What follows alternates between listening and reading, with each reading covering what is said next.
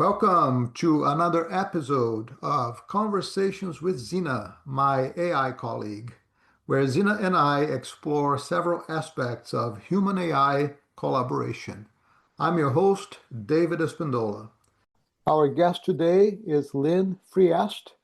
He's a 75-year-old solopreneur who has created an AI called Lynn AI. Lynn AI is his coaching assistant, and he uses Lynn AI in his practice. He bridges the generational divide. He understands corporate culture from a 40-year career at a Fortune 500 company and is currently active using cutting-edge AI tools. Lynn is also the author of Not Done Yet, Reimagining Work, Worth, and Wisdom in the Age of AI, which I believe is scheduled to be published this month. In the book, Lynn challenges the conventional retirement narrative, showing high-achieving professionals how to leverage their accumulated wisdom in an AI-transformed economy. I love this topic. Lynn, welcome to the show. Well, thank you, David. I appreciate being here. Looking forward to our conversation. But also joining us today is my co-host, Zena. So Zena is also an AI who has been trained on my work.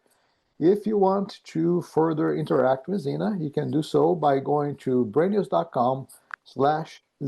Hi, Zena. Welcome to another episode of our podcast. Please say hello to Lynn.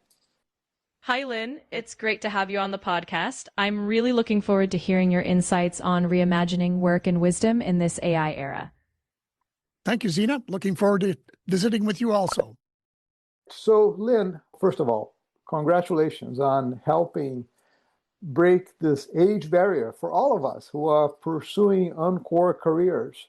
Please tell us a little bit about your background and how you got involved with AI. Well, I was, I've been on this solopreneur journey for about 10 years after I left my corporate work, and I'd just been building different skills. I, at one point, started off with a podcast and ended up with about 200 episodes there. But then I also started working on, what are the other tools? And I'll have to say the AI tools have just kind of exploded across the landscape. And even the things that I was doing, 8 months ago are dramatically different even today. So it's been both exciting and a little bit of how do I catch up kind of a thing. And most of the time I'm looking at about how can I help others use these tools? So that's why I created Lynn AI, and I actually have two versions of it. One is a free version that anybody can look at, which again, it's built with my context, my thinking on how do you create this encore life. And then I also have a deeper version, Lynn AI Pro, that is part of my more formalized group coaching practice. So I actually do it in two ways. And I work through a company called Coach Fox. They're a company that actually, this is their business, is to create AIs for coaches. And so that literally, it helps me.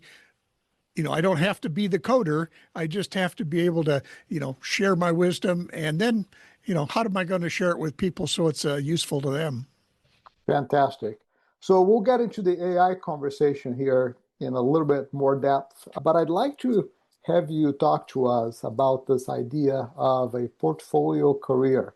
And I'm really excited about this conversation because I'm living this. So it's interesting to be able to talk to somebody that is knowledgeable about this, that's coaching people on this particular domain. So to get us started, help our audience understand what a portfolio career is and why might it be better than your traditional retirement?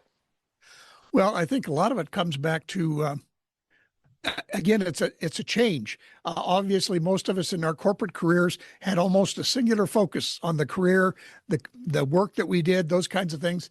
But now you've gotten to a point where we'll say you're going to leave that corporate life and you're going to be on your own.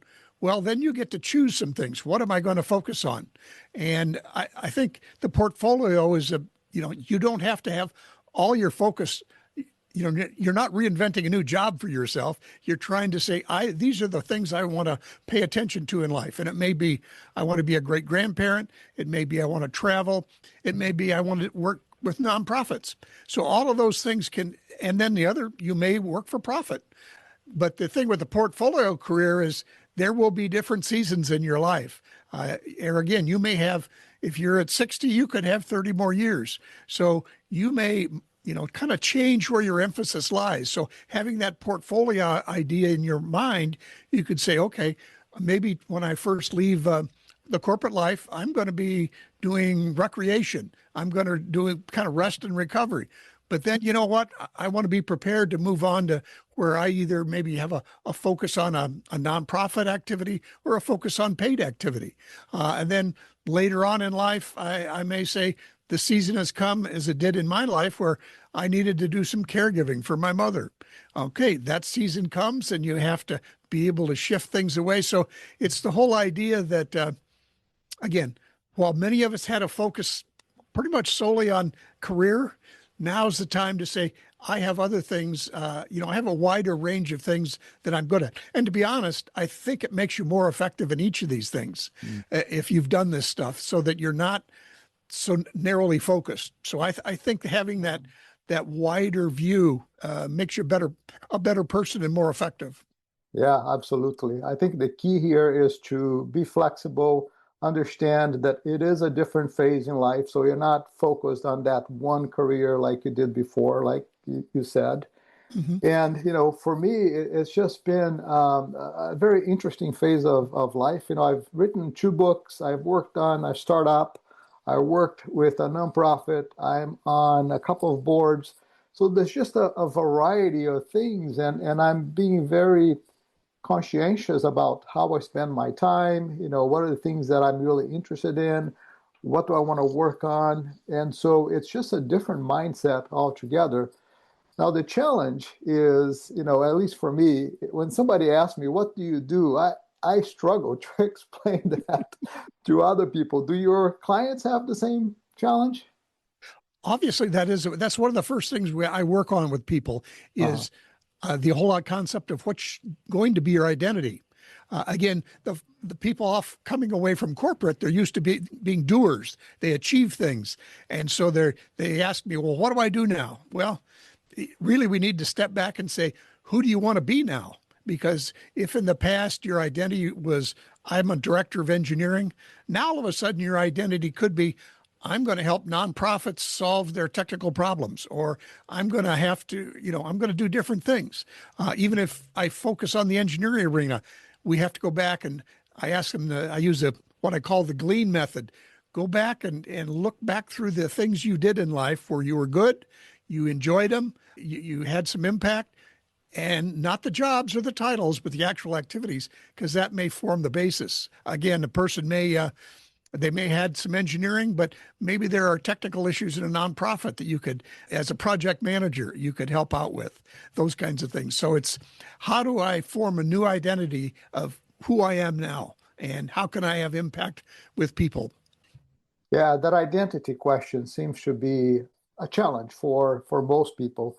But I think eventually, once it clicks, I think people can make that transition and realize that, this is a new opportunity.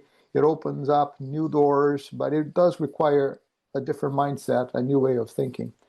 So as a follow-up to that conversation, what do you see as the biggest mistake that high-achieving professionals make when they approach retirement? Again, I think it's having focused on achievement. And to some extent, like I said, they want to know, what do we do now? And once we go through who do I want to be conversation, then we also have to say, again, it can be a little disruptive because they're used to being the expert and they still are an expert, but they're going to be new things that they haven't done before. So can I have patience? Can I have curiosity? Because I don't know how to, in most cases, they've never had to market themselves before. Now, all of a sudden, you're going to have to go out to people who don't know you, don't care what your titles were, and explain how you can help them.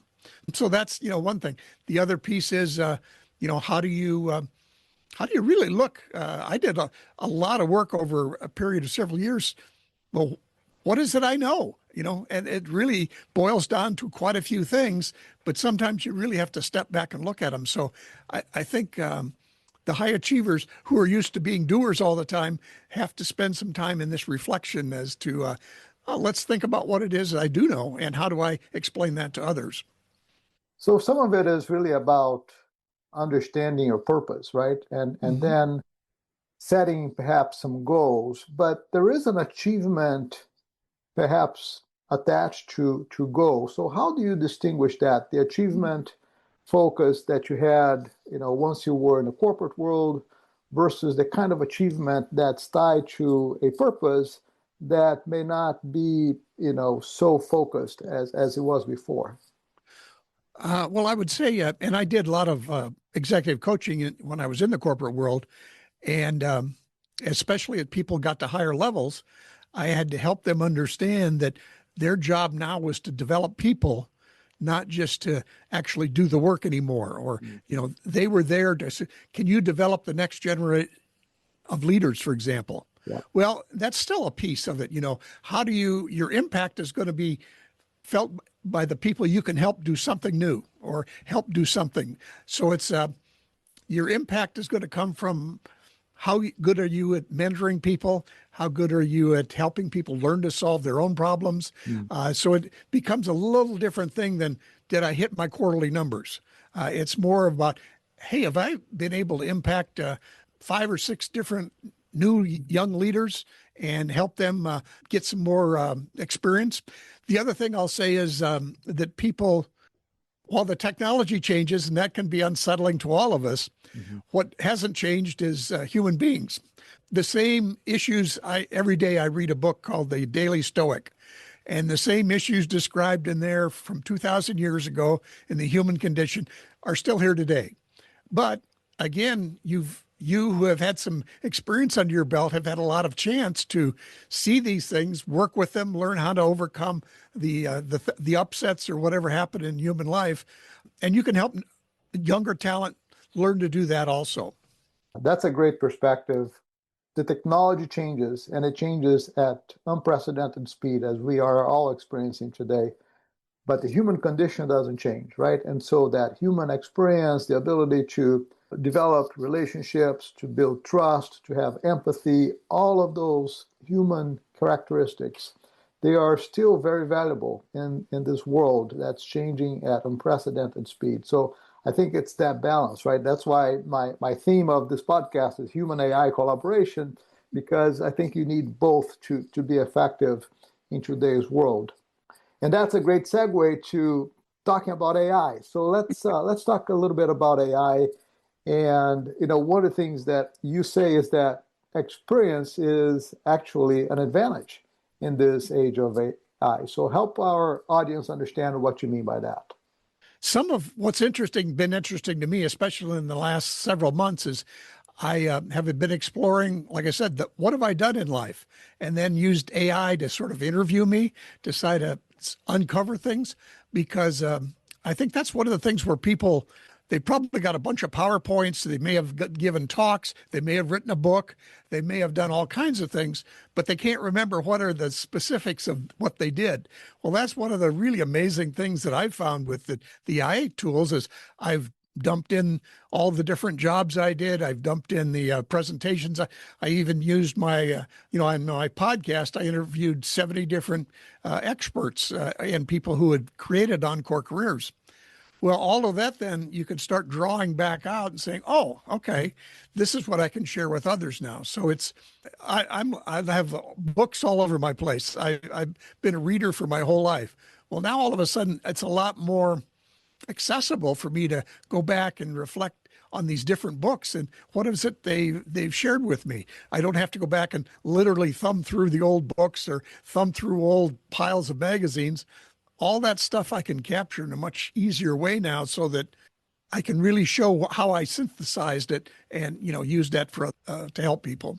Yeah, absolutely. I think people in general have fear of this technology. And I think it's a natural process. As we age, we tend to be, set in our own ways, and we tend not to want to explore too much. And there's a natural fear of AI, but AI can actually be pretty easy to work with, right? Mm-hmm. Even the things that you're talking about, taking some of your knowledge, taking some of the things that you've created in the past, whether it's PowerPoint presentations or books that you have written or read, all of that you can put into an AI platform that can then become the basis of the conversation that you want to have with AI.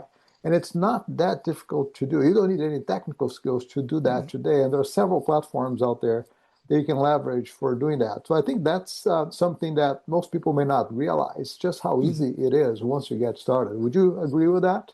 Yeah, and I would say again, just in the year or so I've been working with it, it keeps getting easier all the time.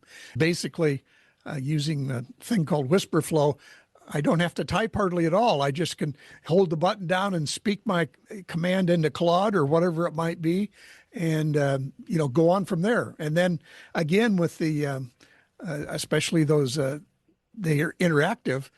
I can have it interview me because sometimes it's for me and my expertise. It's hard to sit there and say, well, what's new or what can I think? But if you just somebody's asking you questions, kind of like we're doing here in our podcast, all of a sudden, then it makes it easier for people to respond, and that stuff almost magically appears out of their experience and their memories.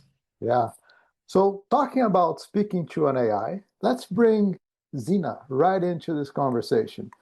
So Zena, given Lynn's expertise in coaching people, pursuing portfolio careers, and given his experience using AI in his coaching practice, what question do you have for him? Lynn, how do you see AI enhancing the way experienced professionals can blend their wisdom into these portfolio careers? Is there a unique approach you've found that helps them reframe their value in this AI-driven economy? Yes, Zena, what I've found is having them articulate what their experience is, but then maintaining that sense of curiosity so that they can say, okay, not only do I have this knowledge and experience, but then how do I translate it and how do I help share it with, I'll say, other people, maybe younger people, maybe just other peers. So it's a little combination there of, and you can literally ask an AI that, hey, I just said something, but I may have used technical or outdated terms. And you can start getting some feedback that, again, help you create a clearer message for other people.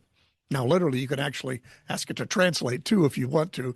I haven't explored that myself, but I know it's possible. So, Lynn, how do you respond to professionals who say, you know what, I'm too old to start something new? What's your response to that? Well, I always use this story. My mother, who passed away at 97, she had a friend who was even older, who she was late 90s, and she had a thing every year she had a project. So this woman who was at 95 or something when she passed, that year her project was to learn Italian. So, it's that idea. Can you maintain your curiosity? And quite frankly, it's important. There's a researcher, Becca Levy at Harvard, that said, if you retain your curiosity and your optimism and, try out new things, you can add 7.5 years to your life, which is more than if you quit smoking or whatever. So this whole idea of staying engaged. Now, it doesn't have to just be engaged with technology, but also engaged with other people. So, I think one of the famous authors said, you're the average of the 5 people you hang out with. I mean, that's one other thing I've told people is sometimes you have to find new friends, because if the friends you had are all sitting around being, quote, retired and just, talking over coffee all the time, you may need to find some friends, and even younger friends, that'll, again, help. You can help them. They can spark you. I've often been mentored by other people. In fact, the classic movie with Robert De Niro, I think, was The Intern, Yeah, where he helped a that young was a great movie. CEO. Yeah. Yeah. And another person I've been involved with, the Modern Elder Academy, Chip Conley, he has the concept being a mentor. So you're both a mentor and an intern in the work you do. So I love it, but it all comes back to, can you sustain your curiosity and be open to new things? Because again, it used to be our grandparents at 65, they maybe only had 8 or 10 years to fool with. Mm-hmm. Now, all of a sudden you might have 30. So you can't be shutting down your life too early because you got a lot of it yet to live. Yeah, and I think that's a really good point, right? So our lifespans and our health spans are expanding. And, some of the newer technologies, some of the newer capabilities that are being developed, some of it with the help of AI, promises that this trend will continue. So we may be living into our 100s here, in the future, not too far from now. So, keeping the mind curious and keeping the mind active is so important to our health, to our well-being. I couldn't emphasize that more. So let's bring Zena back in here because I want her to comment on this. So Zena, I'd like to get your thoughts on where you see the biggest opportunities and also the biggest challenges for older individuals that are considering collaborating with AI. I think the biggest opportunity is that older individuals have a wealth of experience. AI can help them amplify that, scaling their wisdom to broader audiences or new domains. The challenge, though, is the initial mindset shift. Some might feel intimidated by technology or worry it'll replace their uniqueness. But if they embrace AI as a partner, not a replacement, it's a chance to extend their impact and stay purposefully engaged. Yeah, absolutely. I agree with you 100%. That intimidation is sometimes a barrier for people to get started. But once you get started and you see that it's not, as difficult as it sounds, it's a really fun thing to do. Yeah, one of the things I had to learn, so I was in engineering in my career. So in engineering, you never wanted to make a mistake. You wanted to be 99% sure Yeah. that it was going to work. Well, on the other hand, as I learned that I wanted to become an entrepreneur, I had to learn that, well, if you had 65% of the answer, you ought to go with it. So some of that is part of the, people who have had high positions. Again, they knew things. They were the expert. People asked them questions, those kinds of things. Now all of a sudden, it is a shift in mindset to say, I have to go out and be curious. I have to ask other people questions. And I have to, as a friend told me, I have to be willing to practice in public. My first couple of podcasts were, as I look back on them, pretty ugly, but I did get better over time. But, can I go out there and share half-formed thoughts? Whereas in my past, I probably never would have shared anything until it was actually bulletproof. It's a learning process for all of us, right? And it's amazing how better you get with practice, right? So just like anything else in life, if you practice, if you put your mind to it, you can improve over time. So I've experienced the same thing with this podcast in particular. So Lynn, this has been a fantastic conversation. It's been a joy speaking with you. Tell our audience where they can find you, and is there a final message that you want to leave for our audience? Sure. They can always find me my website, lynnfriesth.com.